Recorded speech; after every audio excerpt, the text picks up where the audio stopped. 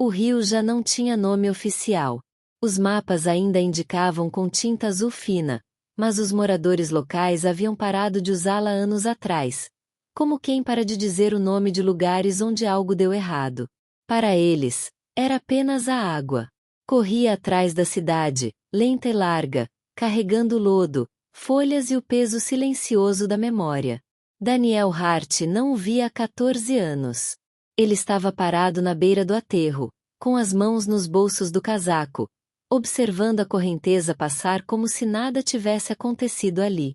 A cidade atrás dele parecia menor do que se lembrava, menos luzes, menos vozes, menos motivos para ficar.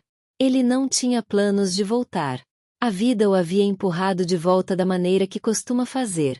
O fim de um contrato de trabalho, a venda do prédio pelo proprietário, a voz da mãe ao telefone dizendo: "Acho que não ficarei aqui por muito mais tempo, Dani." Então ele voltou para Marrow Creek com 2 malas e um peso que não havia aprendido a largar. A casa ainda cheirava a madeira velha e café fervido. Sua mãe dormia a maior parte do dia agora, sua respiração superficial, mas constante. Ela sorriu ao vê-lo, tocou seu rosto como se quisesse verificar se ele era real. "Eu sabia que você viria", disse ela.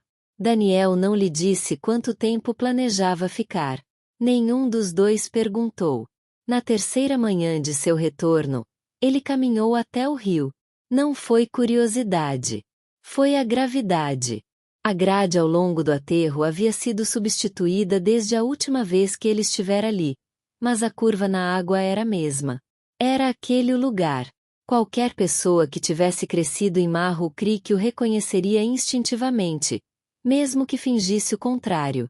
Um homem estava parado perto dali, com a linha de pesca pendurada frouxamente na correnteza. Mais velho, de barba grisalha, observando Daniel mais do que a água. "Não se vê muita gente simplesmente parada ali", disse o homem.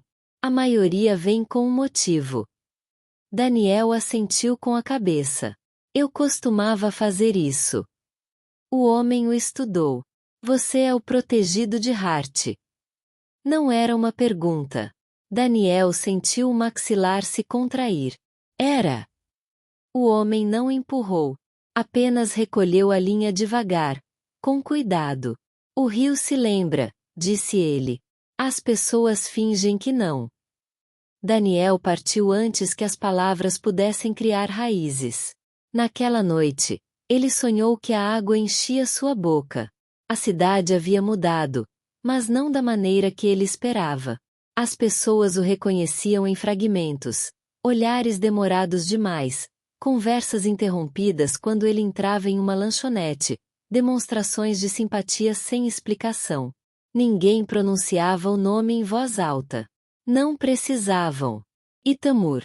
Daniel evitava a escola, a antiga quadra de basquete, a trilha que levava até a água. Mas a memória não é algo que se apaga simplesmente mudando de rua.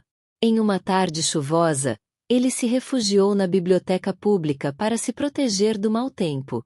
Estava mais silencioso do que ele se lembrava. Menos prateleiras. Menos pessoas. Um adolescente estava sentado a uma mesa perto do fundo, curvado sobre um caderno, o lápis movendo-se rapidamente, quase com raiva. Ele não devia ter mais de 16 anos. As mangas do seu moletom estavam desfiadas. Seus sapatos estavam encharcados. Daniel olhava as coisas sem prestar atenção, até que percebeu que o menino o encarava. "Você precisa de alguma coisa?" perguntou Daniel. O menino hesitou, depois balançou a cabeça negativamente. "Você é Daniel Hart." Daniel sentiu o aperto familiar no peito. "Sim." "Você conhecia a Itamur?" O nome caiu como uma luva. "Sim, eu fiz", disse Daniel em voz baixa. O menino engoliu em seco. "Dizem que você estava lá." Daniel fechou os olhos por um instante. Quando os abriu, o menino não havia se mexido. "Eu estava", disse ele. A voz do menino tremia. "Meu irmão era amigo dele." Daniel prendeu a respiração. Desculpe. O menino deu uma risada estridente. Todo mundo diz isso. A chuva batia contra as janelas, constante e implacável. O que você quer de mim? Perguntou Daniel. O menino hesitou. Quero saber por que ninguém fala dele como se ele fosse importante. Daniel sentou-se em frente a ele. Ele era importante, sim, disse ele. Nós éramos apenas jovens, assustados e não sabíamos carregar coisas tão pesadas. O menino olhou fixamente para o caderno. Ele não sabia nadar. Daniel sentiu a sala inclinar-se. Eu sei, disse ele. Naquela noite, Daniel voltou para o rio. A chuva havia inchado, agora escura e veloz. Ele estava de pé junto à grade, com os nós dos dedos brancos, o som da água corrente enchendo seus ouvidos. Há 14 anos, Ethan havia escorregado. Ou talvez ele tenha sido empurrado sem querer. Uma brincadeira que deu errado. Um empurrão para assustar. Daniel estendeu a mão para ele.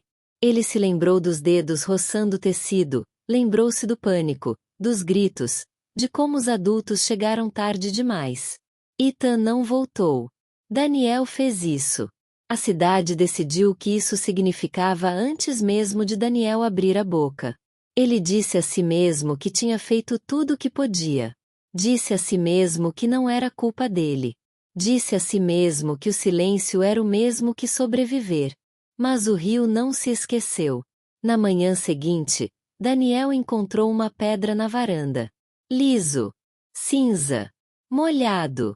Ele ficou olhando para aquilo por um longo tempo antes de pegar. Tinha um leve cheiro de água de rio.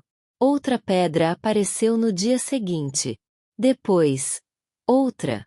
Daniel não perguntou quem os estava deixando. Ele sabia. No quinto dia, ele carregou as pedras de volta para o aterro nos bolsos do casaco. O velho pescador estava lá de novo. Você está pronto? Perguntou o homem. Daniel assentiu com a cabeça. Ele aproximou-se da beira como nunca antes. O rio corria impacientemente lá embaixo. Eu estava com medo, disse Daniel em voz alta. Eu era criança. Não sabia como salvá-lo. A água continuou a correr. Eu deveria ter gritado mais alto. Deveria ter pulado. Deveria ter dito a verdade quando me perguntaram o que aconteceu. Sua voz embargou. Eu não fiz isso. O pescador permaneceu em silêncio. Daniel lançou as pedras no rio, uma a uma.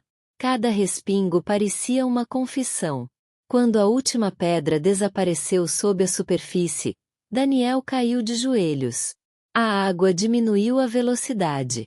Não fisicamente, os rios não fazem isso, mas algo dentro dele sim.